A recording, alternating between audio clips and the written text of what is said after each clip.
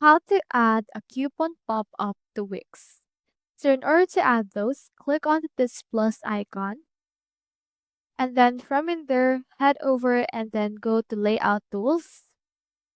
Then we have in here our light boxes. So we have in here some coupon pop-ups like this save 20%, 30%, as well as flash sales pop-ups. So in here, you can just edit in here this pop-ups in order to input the coupon code or coupon option from there. Just click onto this light box and it will be added into the page just like that. In order to actually edit what this pop box or light box have, just click on it right here and then click onto this edit text and you can just edit it by using in here this inspector icon. So for example, you can input right here the code that it will have for this case. So that's how you add a coupon pop-up to Wix.